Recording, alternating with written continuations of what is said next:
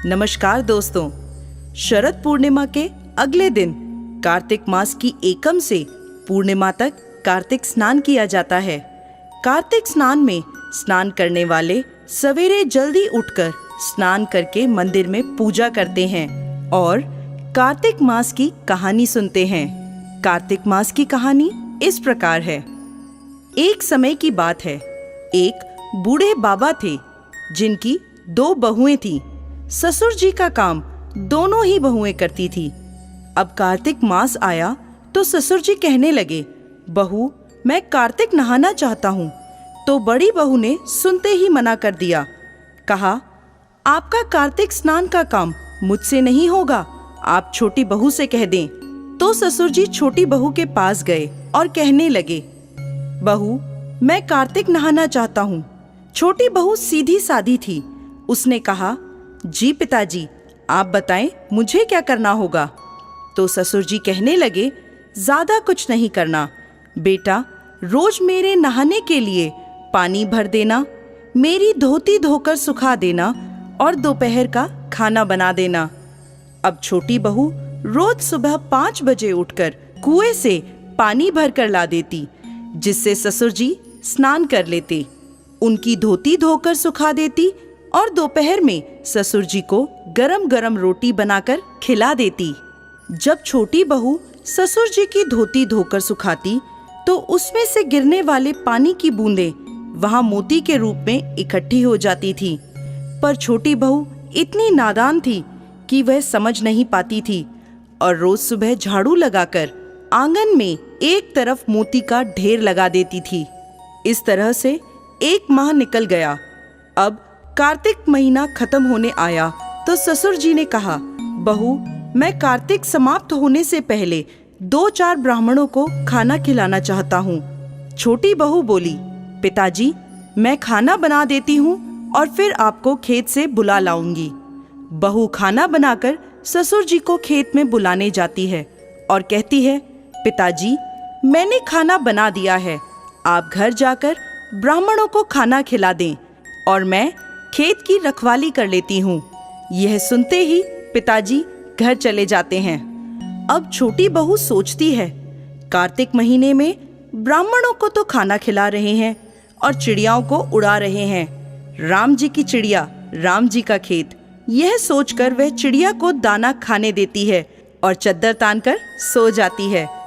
जब चिड़िया दाने चुग रही होती है तो जो दाने जमीन पर गिरते हैं वह हीरे मोती बन जाते हैं। धीरे धीरे उनका पूरा खेत हीरे मोती से जगमगाने लगता है।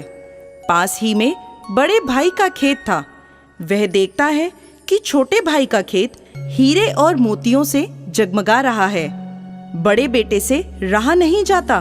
वह अपने पिताजी से पूछता है, इसका क्या कारण है।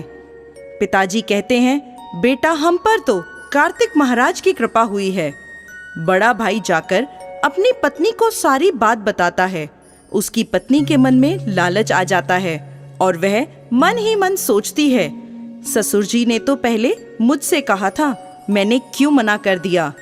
अब वह साल भर इंतजार करती है और जब कार्तिक महीना आने वाला होता है तो जाकर ससुर जी से कहती है, पिताजी आप इस बार कार्तिक स्नान नहीं करेंगे। ससुर जी कहते हैं, बेटा इस बार मैं कार्तिक स्नान नहीं करना चाहता, अब मेरी उम्र हो गई है।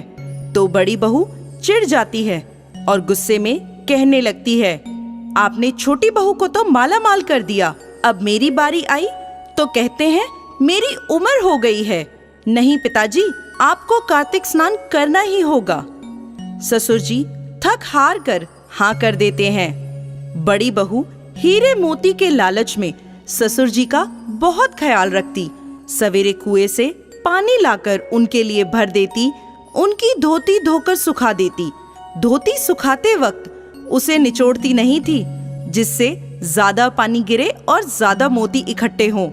उस पानी से कोई हीरे मोती तो नहीं बने, पर जमीन में गड्ढे जरूर हो गए। इधर कार्तिक महीना खत्म होने आया। उसने पिताजी से कहा, पिताजी एक ब्राह्मण को न्योता दे देती हूँ। अब वह जल्दी से खाना बनाकर ससुर जी को बुलाने खेत पर चली गई और खुद खेत की रखवाली करने लगी। खेत में कोई भी चिड़िया दाना चुगने आती तो वह उसे भगाकर कहती, कोई भी एक भी दाना मत खाओ, अभी यह सब मेरे हीरे मोती बनने वाले हैं। धीरे धीरे शाम हो गई। शाम तक उसके खेत में कोई हीरे मोती के ढेर नहीं बने, बल्कि उसकी बालियों में दाने भी नहीं रहे। तो वह ससुर जी के पास लड़ने पहुंची। तब ससुर जी ने कहा कि बहू, तूने तो देखा देखी पैसे के लालच में मेरी सेवा करी, जबकि छोटी बहू ने तो निस्वार्थ भाव से मेरी सेवा की, इसलिए उसे कार्तिक महाराज की कृपा मिली। और तूने देखा देखी करी, लालच करा, तो तेरी फसल भी खराब हो गई। हे कार्तिक महाराज, जैसे छोटी बहू पर कृपा करी वैसे सब पर करना, और जैसे बड़ी बहू पर करी वैसी किसी पर मत करना। कथा अधूरी हो तो पूरी करना, और पूरी हो तो मान करना। दोस्तों, उम्मीद करते हैं कार्तिक मास की ये कथा आपको पसंद आई होगी।